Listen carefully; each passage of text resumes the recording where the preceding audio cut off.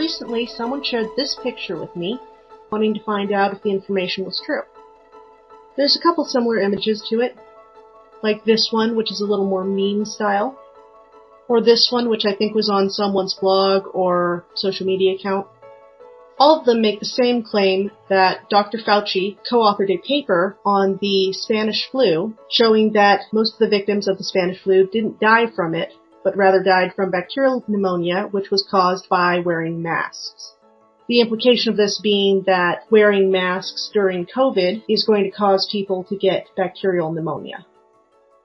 A lot of people have said they have difficulty finding out what is true online and doing the research to figure out whether something is accurate or not. So I thought I'd take this opportunity to show some methods to verify whether or not something is true when you see it on the internet. Since we're doing this on the internet, I decided to start with Google. I searched the year, Dr. Fauci, and the Spanish flu. So you can see we've already got some results. A couple of them are fact checkers. This USA Today article has a nice friendly title that makes it sound like it can easily debunk this issue. However, the person who sent me this does not generally trust mainstream news or fact checkers. So we're going to start with this NIH.gov website instead. We'll come back to USA Today. Part of the reason I start with NIH.gov is because it is a .gov website. .gov websites usually require additional oversight compared to other domains. It is not an easy type of URL to get. You actually have to be affiliated with the United States government to use this. Generally, when you're fact-checking online or trying to find good sources, your best types of URLs are .gov, .edu, .com, and .org.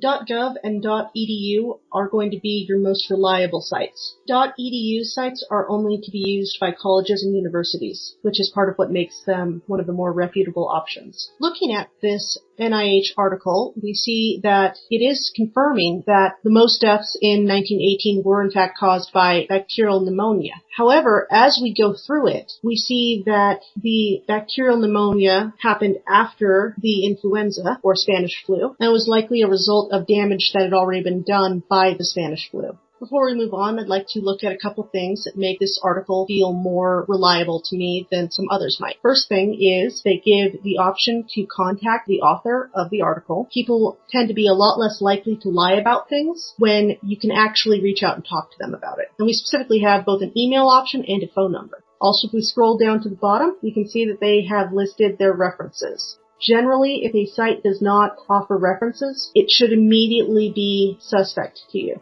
So we now have a fairly reputable source saying that bacterial pneumonia did cause most of the deaths in 1918. However, when we check this article, there is no mention of masks. So let's move on to another source and see what else we can find.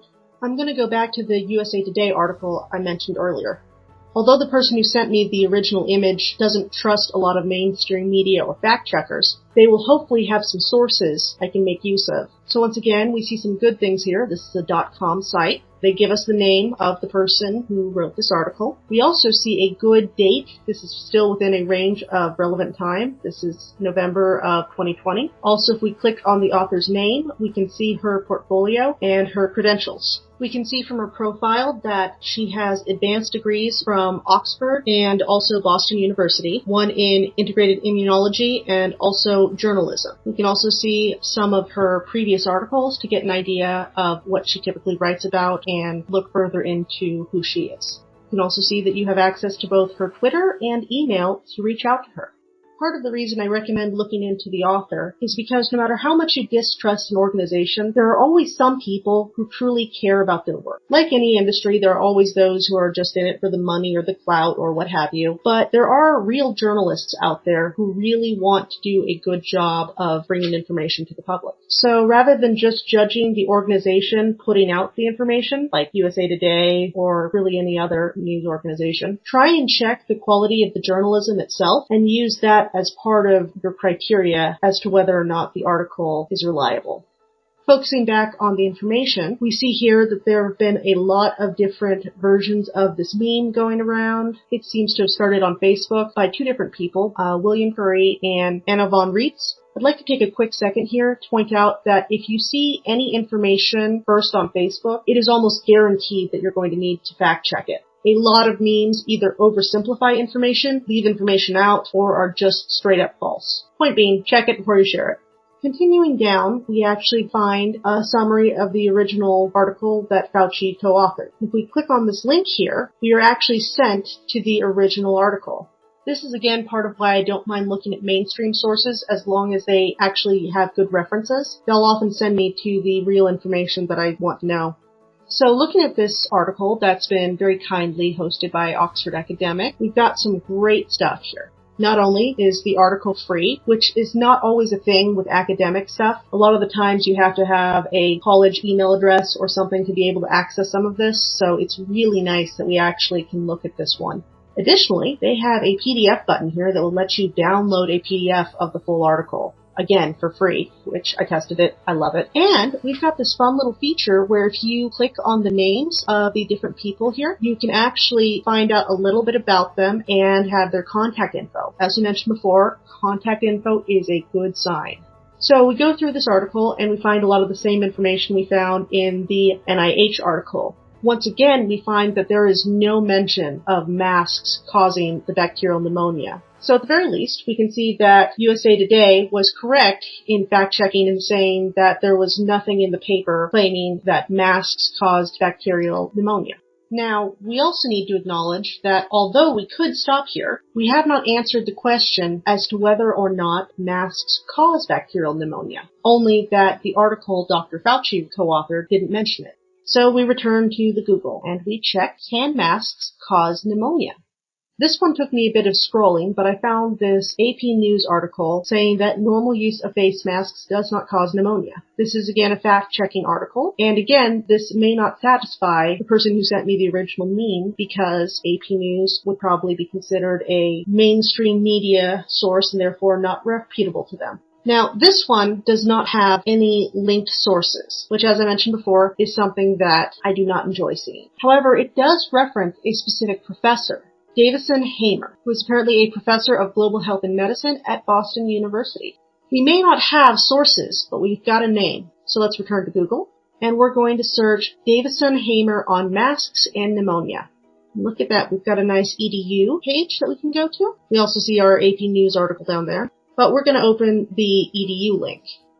So after opening the link, we see that this is a profile for Davison Hamer, who is a MD, which is medical doctor, and is currently working as a professor. Now we go down into his biography, and we see he's got some great credentials, and one of his specials is in fact pneumonia. Now we're going to do a word search to make this easier on myself, and we're going to search for pneumonia on this page. We end up finding links to multiple articles in which Dr. Hamer is quoted. And so now we at the very least have him confirming that he has said that bacterial pneumonia will not be caused by wearing masks.